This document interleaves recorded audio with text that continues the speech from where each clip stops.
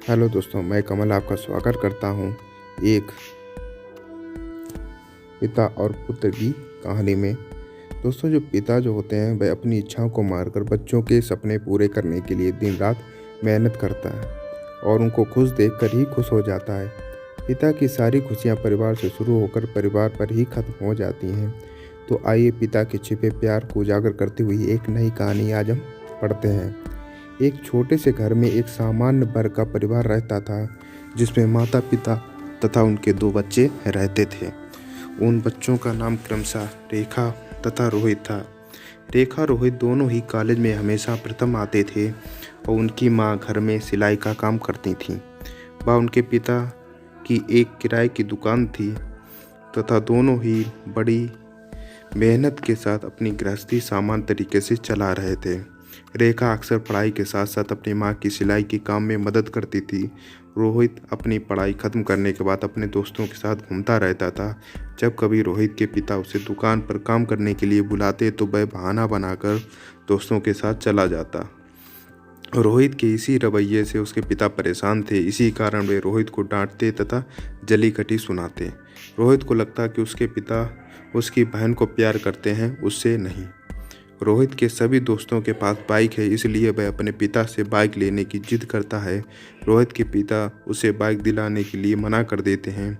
इसी बात पर रोहित व उसके पिता के बीच बहस हो जाती है, तो रोहित बड़बड़ाते हुए घर से बाहर निकल जाता है। वह रास्ते में सोच रहा था कि पता नहीं कितना पैसा बचा कर रखेंगे कि मुझे एक बाइक नहीं दिला सकते। भला ऐसे भी किसी के पिता होते हैं।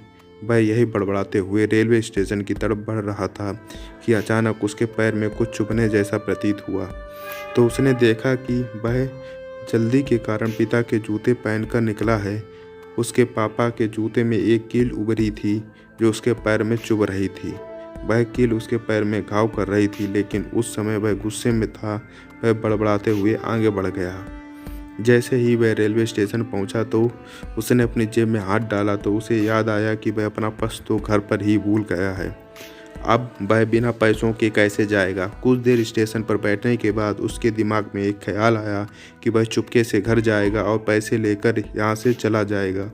रोहित वापस अपने घर में चुपके से गया और अपने पिता के कमरे में घुसा तो उसने पैसों के लिए अपने पापा की अलमारी खोली तो उनकी नज़र वहाँ रखी एक पिता की डायरी पर पड़ी, जिसे वे किसी को छूने भी नहीं देते थे। रोहित ने खुराफाती दिमाग में उस डायरी को पढ़ने का विचार आया। रोहित डायरी लेकर वहीं पड़ी कुर्सी पर बैठ गया। उसने सोचा तो ये कि खजाना छुपा रखा है, ज़रूर इस डायरी में ये लिखा होगा कि किससे कितने पैसे लेने हैं और किसे कितने पैसे दिए हैं। लेकिन वह गलत था। जब उसने डायरी का पहला पन्ना खोलकर देखा तो उसके चेहरे के सारे भाव गायब हो गए, क्योंकि उस डायरी में पैसे कुछ भी नहीं था जैसा कि वह सोच रहा था। उस डायरी के उन पैसों का हिसाब था जो उसके पिता ने अलग अलग कामों के लिए लोगों से उधार लिए हैं। इनमें से ज़्यादातर पैसे रोहित के कामों के कारण लिए गए थे। उस डायरी में एक लिस्ट थी जिसमें कंप्यूटर का नाम भी था। कुछ यूँ था, 50,000 बेटे के कंप्यूटर के लिए। ये वही कंप्यूटर है जो रोहित आज भी यूज करता है, लेकिन उसे यह नहीं पता था कि उस कंप्यूटर के लिए पैसे कहाँ से आए। आज इसे इस डायरी से पता चल गया कि पैसे कहाँ से आए थे। उस लिस्ट में उसने कैमरे का भी नाम था जो उसने अपने जन्मदिन गिफ्ट में जिद करके लिया था, जो उसके पिता ने उसे ला कर दिया था, जिसे देखकर रोहित बहुत खुश हुआ था और उसे खुश देखकर उसके पिता उससे कहीं ज़्यादा खुश हुए थे। अब रोहित के चेहरे पर गुस्से की जगह मायूसी आ चुकी थी। अचानक उसकी आंखों में आंसू बहने लगे। जब रोहित ने दूसरा पन्ना पलटा तो वहाँ कुछ इच्छाएं लिखी थीं। उसके पिता की पहली इच्छा थी अच्छे जूते पहनना। रोहित को पिता की इस इच्छा को पढ़ने के बाद समझ आया कि पिताजी के जूते में निकली कील ने रोहित को सिर्फ एक बार चोट दी है, जबकि उसके पिता को न जाने कितनी चोट लगी होगी। रोहित को अपनी माँ की कही कुछ बातें याद आती हैं।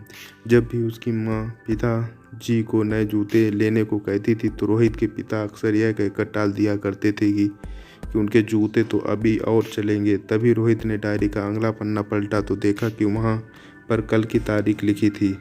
तारीख के नीचे लिखा था 50,000 रुपये बाइक के लिए। जब रोहित ने यह लाइन पढ़ी तो वह सन्न रह गया, जैसे रोहित का दिल और दिमाग स्थिर सा हो गया था। अब रोहित के मन में कोई शिकवा गिला नहीं बची थी, बस उसकी आंखों से आंसू बह रहे थे। अब वह जल्दी से कमरे के बाहर गया। घर में माँ अपना सिलाई का काम कर रही थीं और बहन गृह कार्य में व्यस्त थी। रोहित ने माँ से जाकर पूछा, पिताजी कहाँ हैं? माँ ने कहा, पता नहीं। रोहित समझ गया कि वे कहाँ गए होंगे। वह सीधा भागकर पास वाली बाइक एजेंसी में गया। जैसे तैसे भागकर वह बाइक एजेंसी पहुंचा तो उसके पिता वहां एक बाइक देख रहे थे। उसने दौड़कर अपने पिता को गले लगाया और रोने लगा। रोहित ने नम आंखों से पिताजी से कहा कि पापा, मुझे मोटरसाइकिल नहीं चाहिए, आप अपने लिए जूते ले लो। अब आज से मैं जो भी लूँगा वह अपने बलबूते पे अपनी मेहनत की कमाई से लूँगा।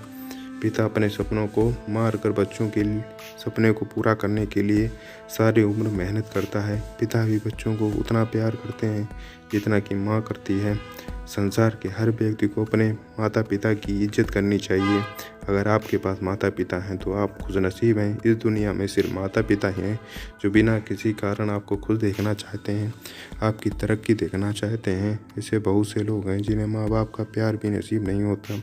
अतः आप अपने माँ बाप की भावनाओं का सम्मान करें, उन्हें प्यार दें। अगर आपको यह कहानी अच्छी लगे तो अपने माता पिता के पैर छूकर उनका आशीर्वाद लो और प्रण करो कि आप उन्हें कभी दुखी नहीं करोगे। धन्यवाद दोस्तों।